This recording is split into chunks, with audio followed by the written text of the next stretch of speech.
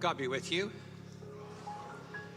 Welcome to worship at Hillhurst United Church this morning. Whether you're here in our pews or our loft or chairs to the left or online, we welcome you to Hillhurst United Church.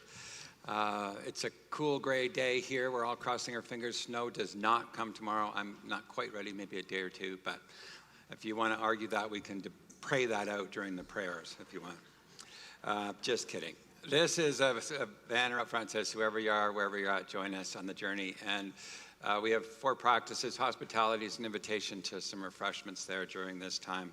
Spirituality, we're just kicking off into a fabulous series online on Monday evenings at 7 o'clock. Go to our website on Echo Spirituality. So what's the connection between spirituality and nature? It was so amazing last week. We had our leader was in Nova Scotia. And we had somebody in Toronto who was there in class, and somebody in Squamish, BC, and 28 others of us. Like, that's a miracle. Horrible things happened during COVID. But one of the great things was we got connected online, and so our class is now online, literally span the country. We have yet to be international as far as I know. Social justice is the other one. I was, this city is waking up and speaking up and out. And this is the 3rd time I've been at City Hall this week. Yesterday, there was a small group who were anti-trans being noised out and shouted out by a lot of people who were pro-LGBTQ+. It was a disturbing day. I stood there amongst the yelling, unsure really what to do. But so glad that so many people, I would say, if you want to say ballpark, I'm going to say there was 500 people there and there were 25 versus 475 pro-LGBTQ, but it was just such a disturbing event. Most disturbing was to see the Canadian flag used in inappropriate ways, and that's another thing I'll talk about someday. But just the support of each other was such a delight. We've been there when we've been talking about housing in the city. On Indigenous Day, we've been there, and climate change. So people are stepping up and out and peacefully saying these things matters, and I value that. The 4th is risk. It's a risk to come to church, perhaps these days, with some feeling hesitant about health. There are masks at the back. We encourage you to wear one if you would like, to find safe space. We don't see this as everybody doesn't want to be close to each other. They don't like each other. We're trying to be safe. And so we welcome you to safe space in this place. So those are our values. Our banner to my right says, you belong. LGBTQ+, age, religious, not religious. These pews are indeed for everyone, and so we welcome you to this place. And I'm going to invite Ann Yates to come forward to say a few words about some things coming up.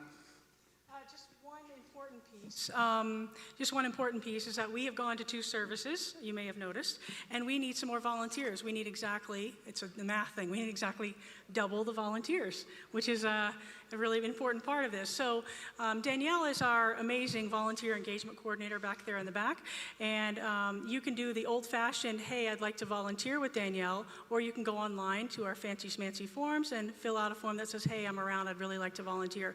But it takes a lot to pull off on Sunday morning what we pull off, and it really takes a lot of congregants to step up and say, hey, I'd really like to help out, and I'd really like to know that we have a stronger volunteer base going into the winter, because it gets a little bit squirrely when the snow's outside. And yeah. Well, and people appreciate the coffee, or I do anyway. Some people make it a gift to come in and make coffee. We have ways to do it that's magical. It goes on without you, but needs to help you serve it. So there's lots of little ways, and really the church needs everybody. So 2 weeks ago when we came in, and we've moved to these little fancy-smancy Wi-Fi smart plugs or whatever, and we didn't have coffee yet, and I didn't know if John was going to make it through the sermon. He was just like, you know, I didn't know what you were going to do, so it was pretty funny. So we're glad that there's people who make sure those things happen. Yeah. All right, I'm going to go back on. Okay, you're going to go back over there. And Amanda's going to come up to talk about next Friday, which is something quite delightful headed our way. I think it's delightful. I'm very excited about this Friday. We are holding a congregation-wide, community-wide, All Hallows Eve event here. It's Friday night from 5:30 to 9 o'clock, and there's lots of pieces. So at 5:30, we're going to have a potluck meal. We'll have some crafts and activities, but share some time together. And then at 6:30, we're going to journey through the building in the darkness with some creepy crawly things, some maybe slimy things, and maybe some candy too. But we're going to explore this connection between All Hallows Eve and our Halloween and Christianity together. And then at 7:30, we're going to come into the lightness together here in the sanctuary and be greeted by our band, who will be hosting a coffee house here, a coffee house style evening. So a chance to gather, listen to some amazing music, have some warm beverages, some snacks. And for our younger friends here, we'll have a great family-friendly Halloween movie happening in the building as well, and a chance. So parents, if you'd like to come and sit in a coffee house and take a break, I would like to, send your kids down for a movie for a little while and come and enjoy. Register online though, just so we make sure we have enough for everybody. So you can check it out. I think it's at our hillhurstunited.life page. So if you wanted to come just for the music, you come at 7:30? Yeah, is that right? 7:30, come as you want, when you want. Come when you want, drop in when you want. I'm going to invite you to come and light the Christ candle, but before we do that, I'm going to light this candle just as Laura did last week to remind us. In my graduation in 2004 at Chicago Theological Seminary, there was a war going on, and the chancellor of the university got up, and when you're at a graduation, you expect there's going to be a long speech, and you're wondering what's going to happen. She stood up, and she said, "Peace is possible." And then she said it again, "Peace is possible." And then she said it again as we responded, and then she sat down, and that was the speech. So in this day, I'm going to invite you, as I say, that in this divided world right now, in our media, and whatever we're hearing and seeing and knowing, we forget that peace is possible. And so I say to you, peace is possible. Peace is possible. Look around at somebody else and catch their eye. Peace is possible. Peace is possible. And someone else, peace is possible. That was pathetic. Peace is possible. That can be in your own life, it can be in the world, but we trust and hope that peace is possible. Amanda, I invite you to come and to light our Christ candle.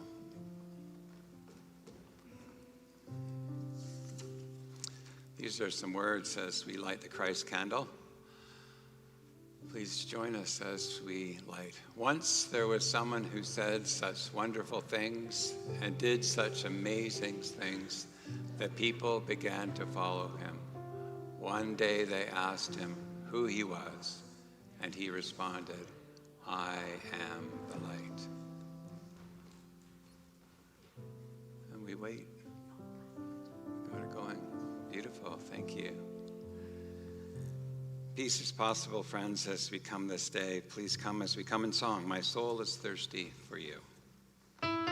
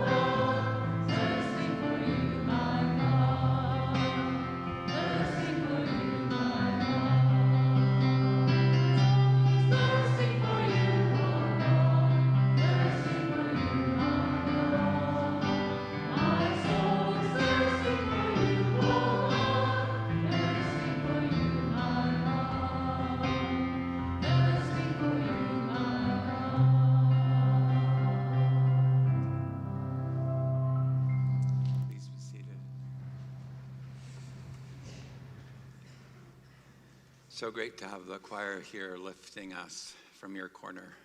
Thank you. I don't know what your week was like. Maybe it was a exciting week, new opportunity, new beginning. Maybe your week was challenged by difficult news. Maybe it was kind of boring. What's the next thing to do? We don't know each other's weeks, but we make space and time in this place to center ourselves. Perhaps we don't even know that we're thirsty for God, but I trust indeed God is the one who quenches our thirst, and trust you're in the right place at the right time this day. As we look at possibilities this day in worship, we invite you to the possibility that is prayer. Please join me as we center in prayer, and then in silence, center ourselves. Creator, some of us cling to ways that deny life. Help us let go. Some yearn for something to do and to hang on to. Next. May the words, song, and silence of this time be enough. Be among us as we open our hearts in meditation. In silence, we breathe as people and places and yearning and gratitude come to mind and heart.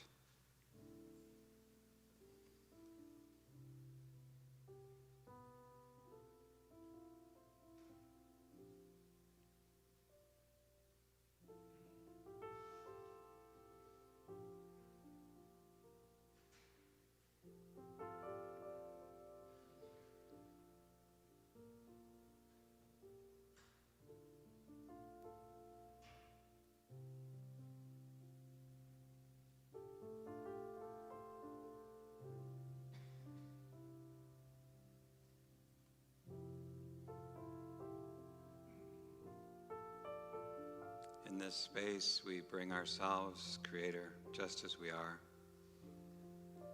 You were there in the beginning of time when we entered the world. Your hands brought us to life. Through the mountains and valleys we have walked, you have been present to us even when we didn't know it. You have heard our cries of anguish or fear or rage, and you hold us and calm us. You have heard our prayers for ourselves and for others, and we let go and entrust them to your care as we rise and walk anew. You have heard us as our breath is taken away at the beauty and wonder of creation, or some word that kickstarts our journey. For the promise of your presence, even when we don't know it, we give thanks. And as we release these prayers to you, may you draw your arms around us and hold us as we sing.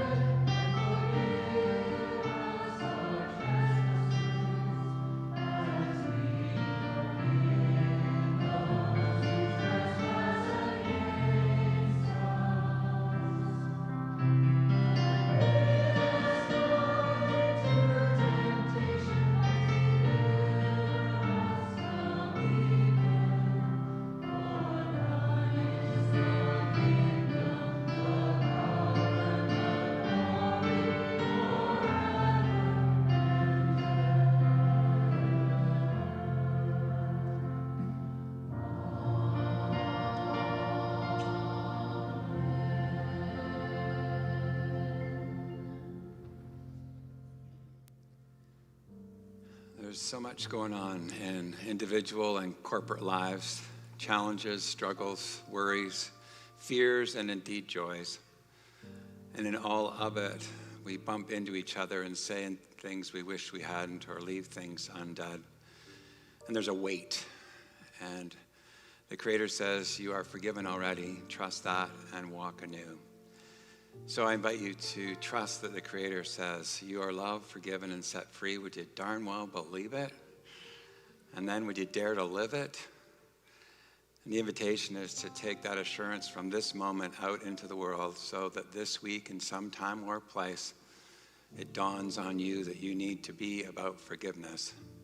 And that way of forgiveness leads to liberation and new life, not just for you, but for another.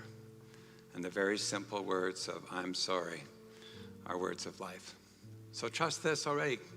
God forgives you. May you dare to forgive others. And trust that in that forgiveness we walk free and anew. Thanks be to God.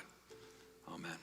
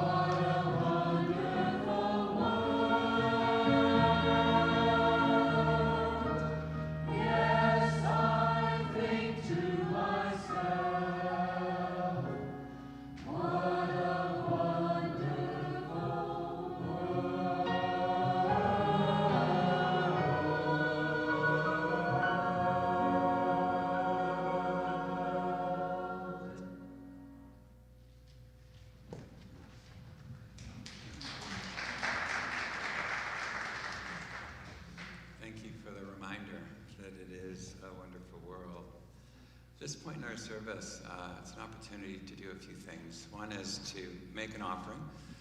There's a traditional way, there's a new way. If you're online and you're sitting there, you might want to make it online, and you're welcome to do that. That tells us that this matters, that the church matters, that the choir piece matters, that the coffee matters, the pew matters, that everything matters in the enrichment of this world to make it more wonderful. So your offering matters in that way. An opportunity to get coffee if you would like to. An opportunity to come and light a candle. This is a ritual that is so important to us, to find some space to light a candle for yourself and or for others. And our KidSpace people are at the back for anybody who would like to be with them for this time. But ultimately, it's a time to be in this space and to put your hands together. I'm going to invite you not to touch, but just put them together and say namaste or peace be with you, but to move in this place and acknowledge that we are glad you're here. So peace be with you. I invite you to this sacred break. Peace be with you.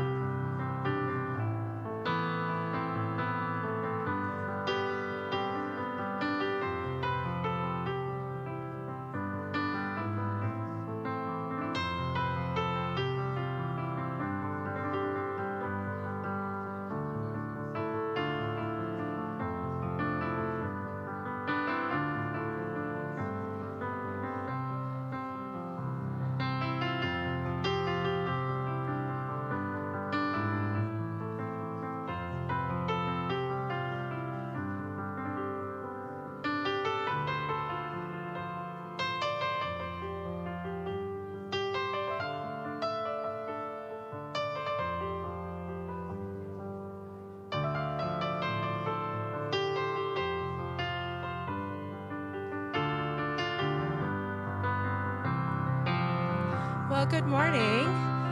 As we come back into this space again, or continue in this space, we're going to sing a song called Caring Community together. I invite you to stay seated, feel grounded, and we'll listen to these words about part of what it means to be a community.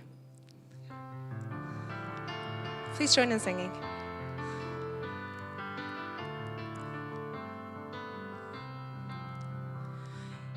Imagine the dream of creation. Imagine the song of 1,000 seas. Sun and moon, the colors of dawning, the holy in all that we see. Called to this covenant, called to the dream, guided by love we will be. Gathered by spirit, one body, one mind, as an caring community. Beyond all that's broken and shattered, beyond all that tears us so far apart, still our gifts, our healing, our wholeness, be deep in the dream of your heart. Call to this covenant, call to the dream, guided by love we will be. Gathered by spirit, one body, one mind, as a caring community. When justice cries out from the shadows, when kindness and mercy have lost their way, lead us now, our faith turn to action, with strength and with courage we pray. Call to this covenant, call to the dream, guided by love we will be. Gathered by spirit, one body, one mind, as a caring community. We offer the work of unleaving, and lift up the love of our open hearts. Share your joy, your laughter, your caring, remembering all that we are. Call to this covenant, call to the dream, guided by love we will be. Gathered by spirit, one body, one mind, as a caring community.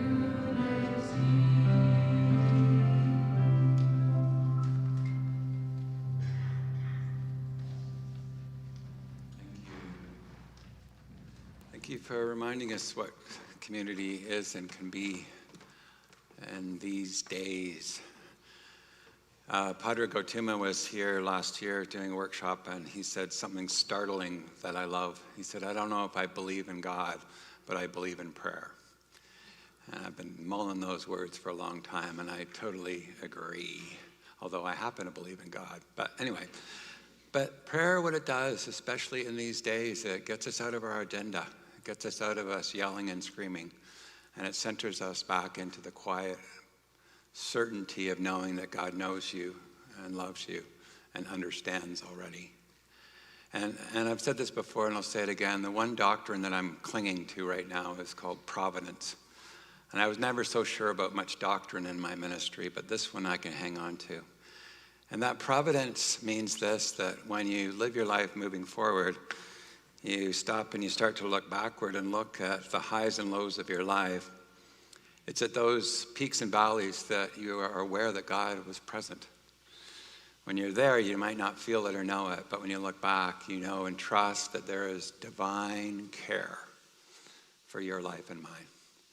And so whether you're going forward right now and it's all a blur, or you're stuck, when you find the space that prayer might provide to look backward, I hope you get a smile on your face or a tear in your eye, and you're aware that somebody was with you, holding you and comforting you, or kicking you in the butt to be just who you need to be. And that's what prayer does. So invite us to this refrain, and then invite us to that space.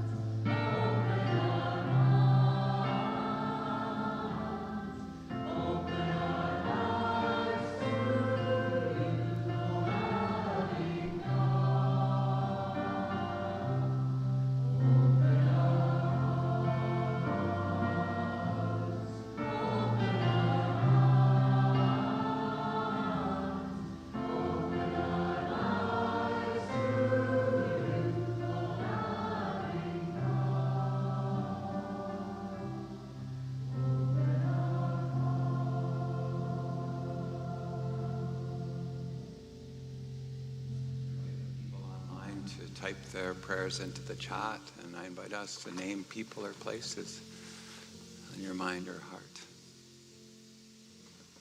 Give thanks. Peace is possible. Give thanks for these four back here. We have Chad, who's been sick, and Cameron, who's sick, and volunteer Ann steps into a place here. But, we couldn't do church really without these folks who send this message out to 400 people every week online and people right here. And so I give thanks and pray that you matter and your work matters. So thank you. Yeah.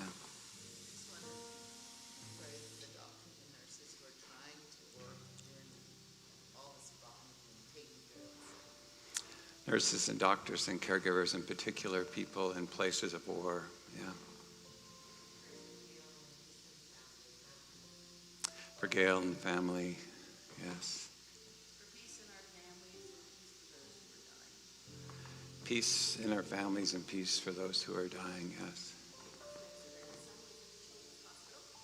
Her grandson who's in hospital. I remember Christine, who texted me yesterday. Her child died at 26 unexpectedly, and we'll be meeting with them later today. People face difficult things, people in spaces. Give thanks for your presence here, yeah. Give thanks for the choir.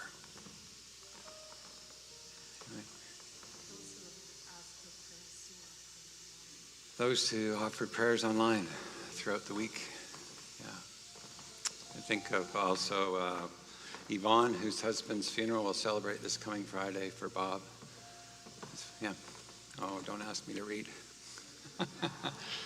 Yesterday I was looking for my glasses and I had 3 pairs around my neck. So there you go. Okay, here we go. We received these prayers from my dad as he transitions to life in a care facility. Prayers for those living in conflict, for those who are trying just to keep up and maintain, for those who are struggling every day with mental health issues, and prayers for Aunt Marie's family who grieve in loss. Thanks for the words we said aloud, but the words that remain in our hearts and on our souls. We sing as we come to this sacred time.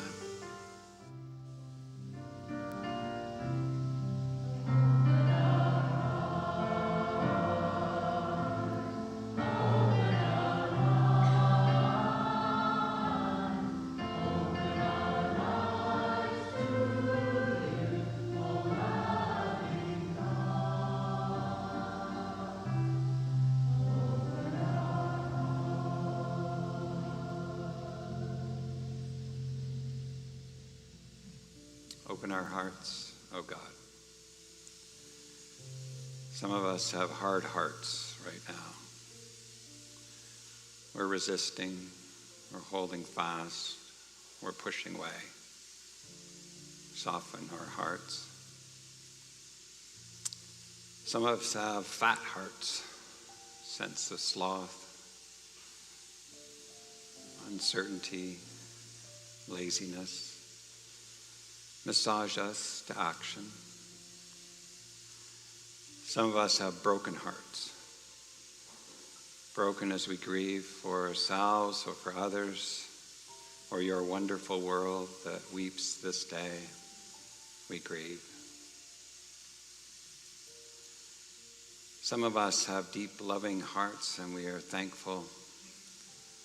But even that flicker of a flame can encourage us to love more deeply and fully.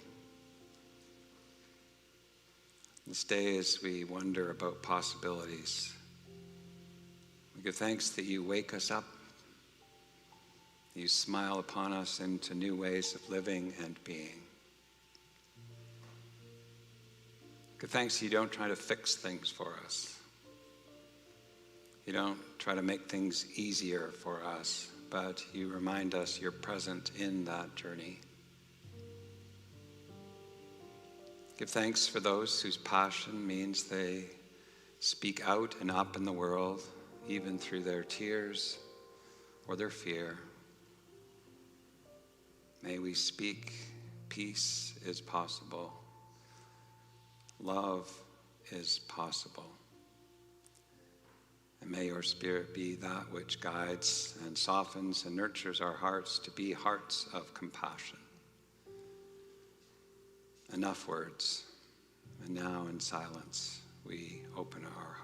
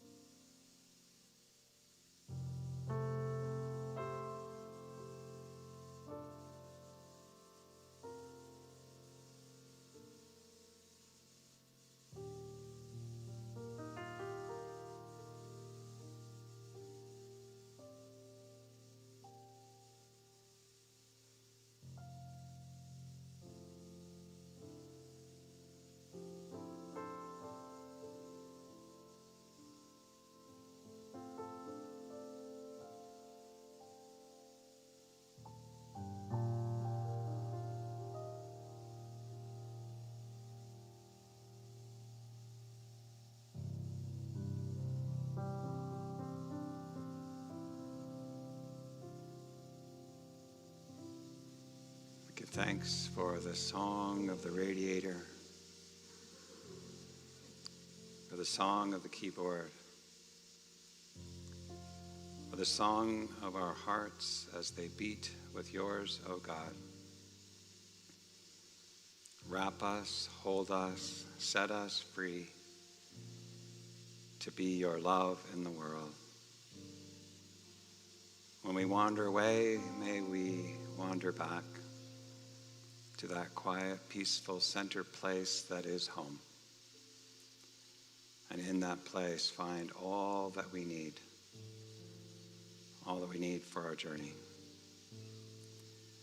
We gather our meditation and our prayers as we sing.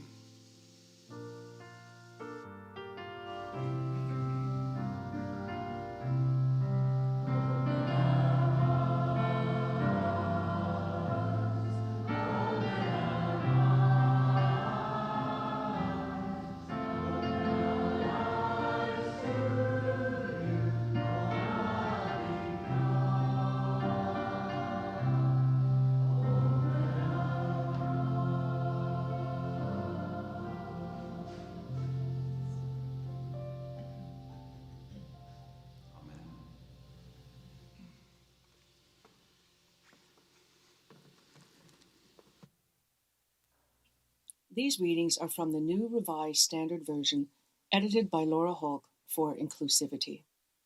Genesis chapter 2, verses 4a to 10. In the day that God made the earth and the heavens, when no plant of the field was yet in the earth, and no herb of the field had yet sprung up, for God had not caused it to rain upon the earth, and there was no one to till the ground. A stream would rise from the earth, and water the whole face of the ground. Then God formed a human from the dust of the ground, and breathed into its nostrils the breath of life, and the human became a living being. And God planted a garden in Eden, in the east, and put the newly formed human there. Out of the ground God made to grow every tree that is pleasant to the sight and good for food, the tree of life also in the midst of the garden, and the tree of the knowledge of good and evil. A river flows out of Eden to water the garden, and from there it divides and becomes 4 branches. Revelation chapter 22, verses 1 to 6. Then the angel showed me the river of the water of life, bright as crystal, flowing from the throne of God and the Lamb, through the middle of the street of the city. On either side of the river is the tree of life, with its 12 kinds of fruit, producing its fruit each month, and the leaves of the tree are for the healing of the nations. Nothing accursed will be found there any more, but the throne of God and the Lamb will be put in it, and God's servants will offer worship. They will see God's face, and God's name will be on their foreheads. And there will be no more night. They need no light of lamp or sun, for God will be their light, and they will reign forever and ever. And the angel said to me, "These words are trustworthy and true, for God, the God of the spirits of the prophets, has sent me to show you what must soon take place." May these words of old come alive in you today. Amen.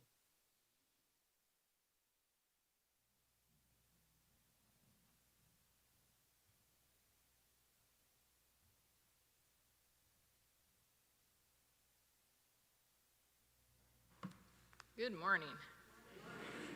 There is an apple tree in my backyard, and when we first moved to Calgary, the apples were about the size of walnuts. And if you've ever had to peel those, you know how hard it is to make a pie from those things.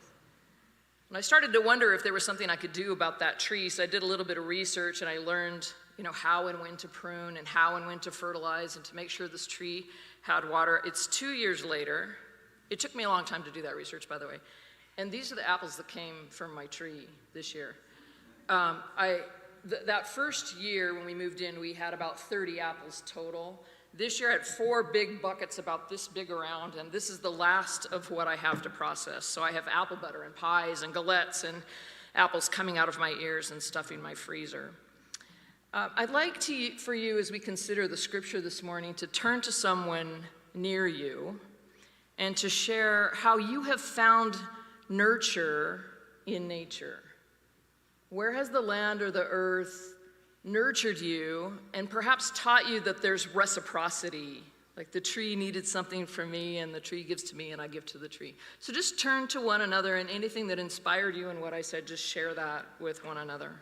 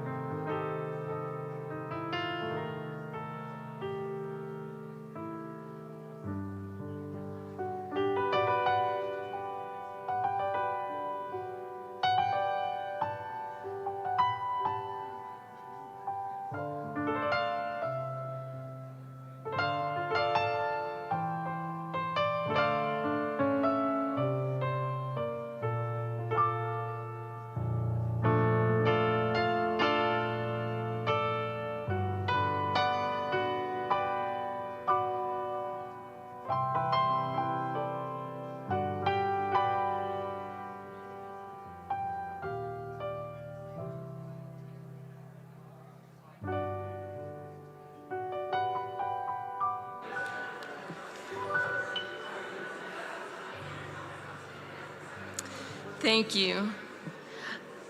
I love this question time because I feel like it helps us connect to one another and to God. So we heard the story this morning of 2 trees, one found at the very beginning of the Bible and one found at the very end. And we have to use our prophetic imagination now to picture those 2 trees.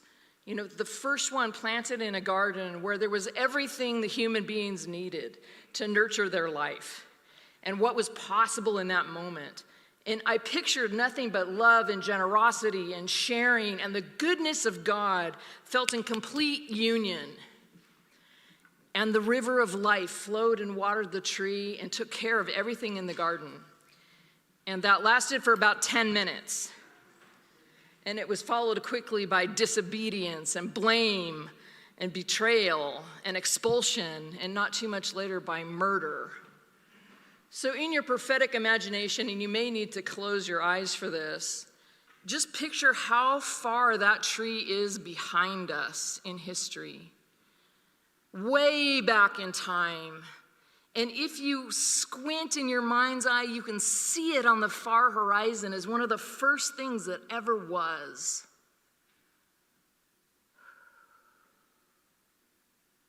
And all of life that has been lived since then has followed that tree. And in these pages are recounted the stories of people who know struggle and tension, who know fighting and disconnect, who know murder and sin and evil and all the things that disrupt human life. And we ourselves live in this time, in this moment between these two trees. But if in our mind's eye we look far off into the distant future, we can see a second tree. And it's planted in the midst of a glistening city. And the river of life is there flowing from the throne of God and watering that tree, and its leaves are for the healing of the nations. And if you squint in your mind's eye, you can just see it on the opposite far horizon.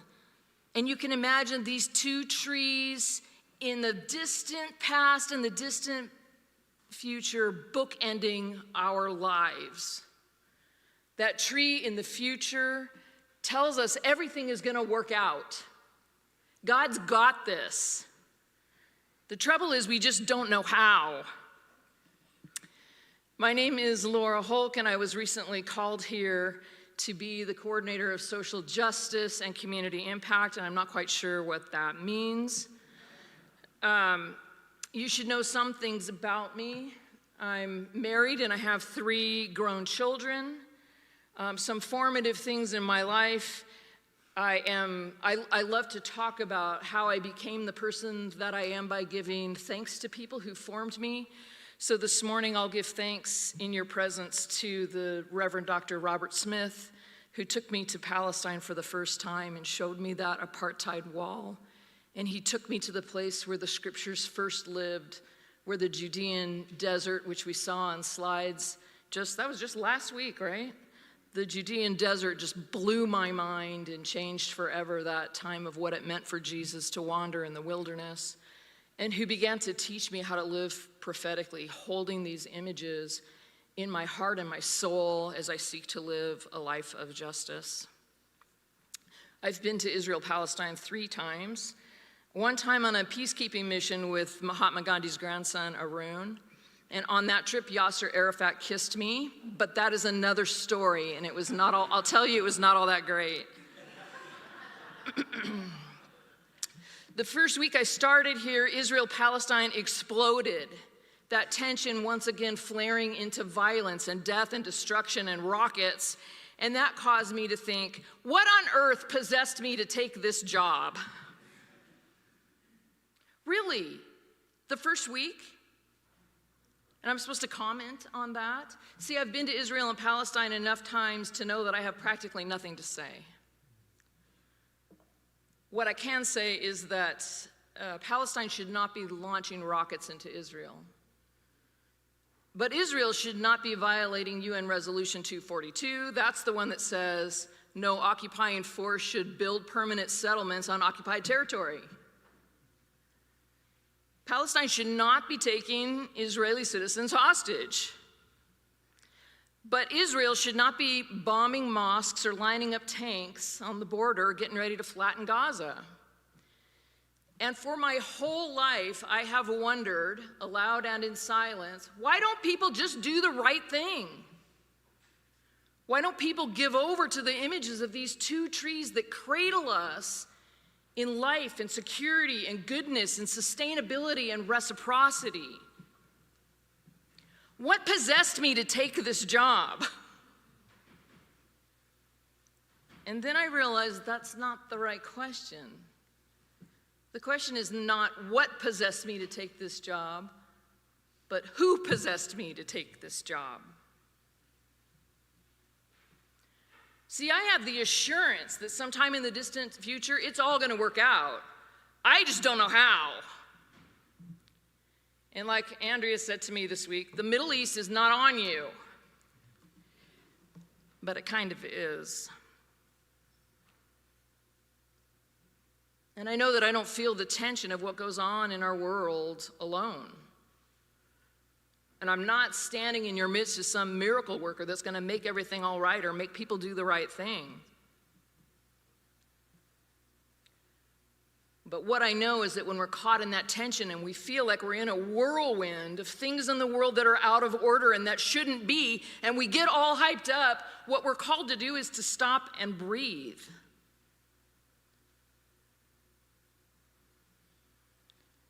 We're called to remember those two trees.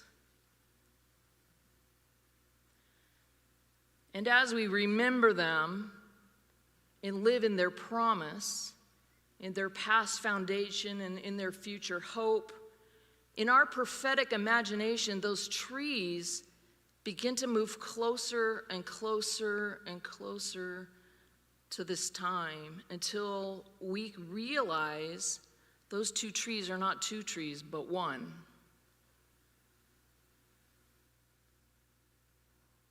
The tree of life is in our midst now. Its leaves are for the healing of the nation. It produces its fruit in its own season, in its own time. Not according to what we do or say or don't say, but according to the providence of God. The providence of God who called me to be in this position.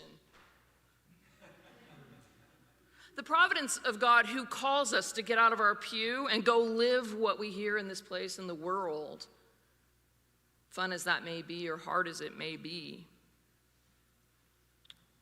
I've been working a lot with apples, and so I brought some things from my yard. If you have that first picture, you can't see this in my hand too well, so I have a picture that you can see. I just took that this morning of these very seeds. And I learned something this morning. I learned that apples only have 5 to 8 seeds. Did you know that? I didn't know that, but actually it kind of makes sense. Like if you cut it the wrong way, you can see that 5 little star, each one holds a seed, right? Who knew? But I was thinking about seeds this morning, and I was thinking about one time when somebody asked me, do you know what the potential and the possibility is of an apple seed? And I answered, an apple tree. And my wise spiritual friend said, nope. And so I started to think some more, and I said, oh, apples. I've got apples here too. Apples. Hello? Can you change the picture to apples? This is the bucket of apples I brought from my house, right? Apples. Person said to me, nope. What's the potential of an apple seed? I started to think bigger, and I said, oh, an orchard. An orchard. I mean, isn't it amazing that you look in a seed and it's in there, in its DNA, in your prophetic mind, in your imagination that I asked you to use already? Imagine this. Inside this tiny little seed is that whole bucket of apples and more. A tree, an orchard, bushels of apples, more than we can process. But not only that, inside of this seed is the potential of an orchard for all time. Apples for the rest of the time in the universe in one little seed.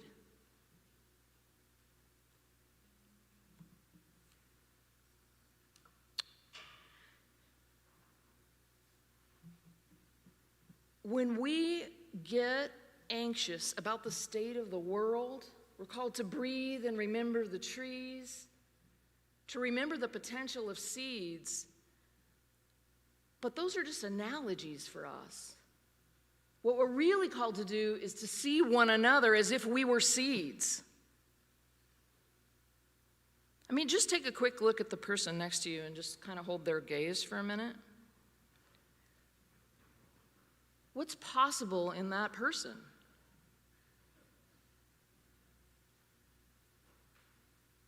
You know, by analogy, an apple, a tree, an orchard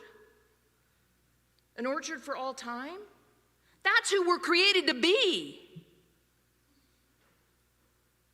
Yeah, the Middle East is exploding and it's not on us, but it is. So I'm married, I have a family with 3 grown children. I don't know if I said that in the beginning, I was supposed to. What I didn't tell you is that I'm married and divorced and remarried. I had an affair in the first marriage. We have 3 kids. The youngest one is ours, Phil and mine, he's my spouse. The middle one is mine from my first marriage. The older one is not ours. The older one is a trans kid from Phil's congregation that we adopted at age 35 who became our eldest. That's my family. It's a lot different than just saying, oh, I'm married with 3 kids, isn't it? My family was born and made between those 2 trees. Because what God does is make goodness from chaos. God's best work is done in the space of despair and disaster and angst. The tree of life is in this place, and the river of life runs around it, and we're called to hold that image in this space, right on this stage and around this stage in our prophetic imagination all the time. God calls us to that tree and calls us to be co-creators with God in the recreation of all that is. Lots of things are happening in Israel and Palestine and other places in the world, and my worst fear is that things are happening in places that aren't even covered by the media. There are people who are dying and suffering and in conflict, and they're not even important enough in our world to make the news.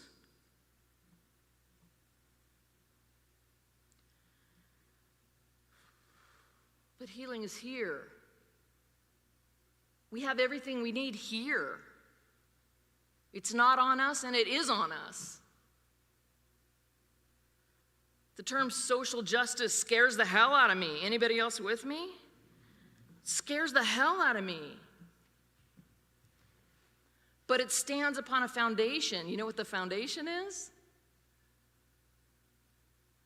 Radical hospitality, spirituality, risk, love. Like, we are perfectly positioned to do this work. Because all social justice is training ourselves to see potential. It's training ourselves to look at seeds and be in awe of the miracle contained inside this little skin, an orchard of orchards.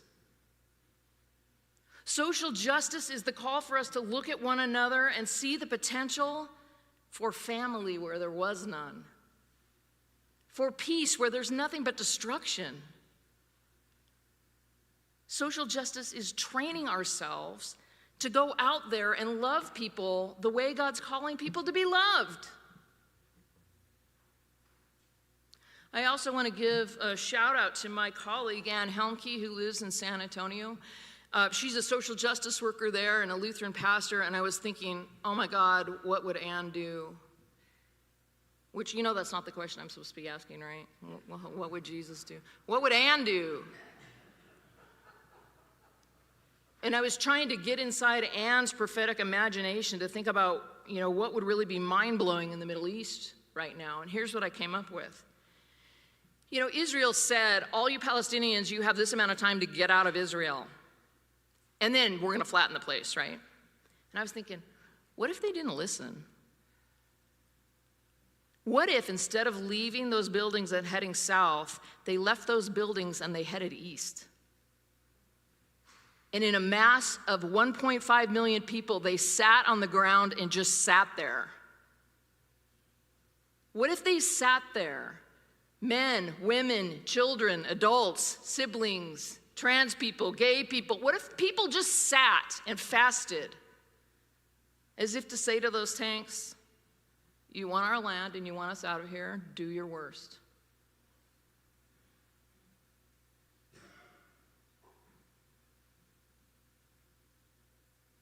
Where is our prophetic imagination?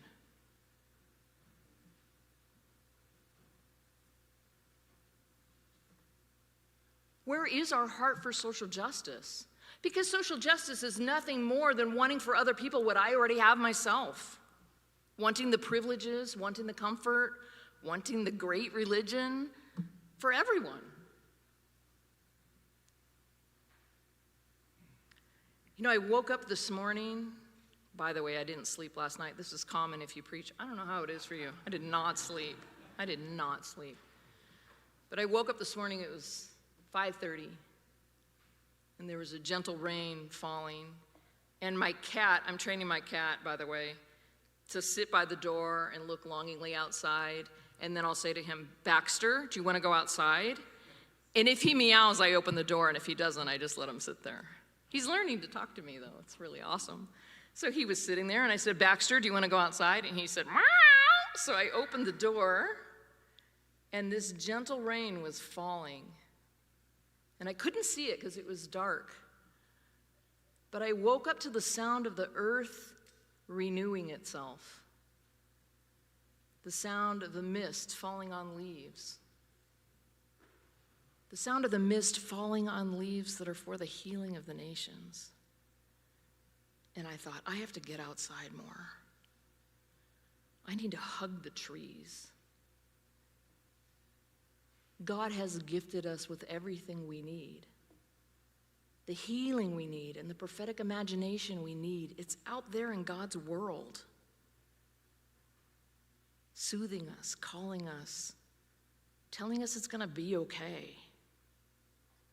I'm terrified of social justice, but I'm called to this place to be the coordinator of social justice. What is there to do?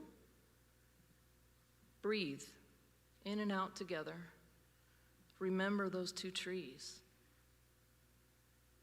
And picture them not so far in the distance, but right here in this space. In this space, giving life and hope and healing to the nations. Prompting us to train ourselves to look everywhere for what's possible. Amen?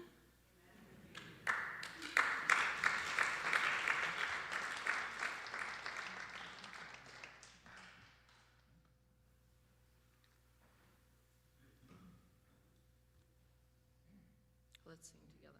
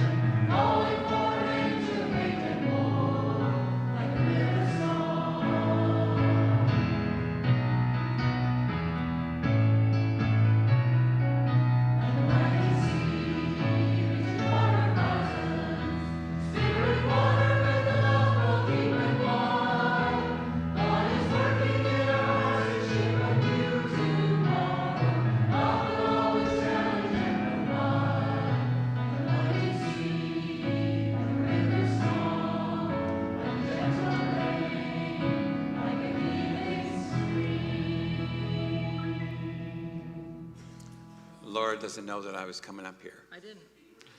But I want you to look out over here and see those folks. These are people who work with you. And then these people right here, they'll work with you. And these people, and these people. And then there's an empty group because they're online. And there'll be another service. But, sorry? And downstairs people. You are called to this place. And we're delighted you are here to not just invite us to prophetic imagination, but to remind us of the two trees that are one. And we are blessed to have you, and I give thanks for your word to us that is providential. And now I invite you to the blessing.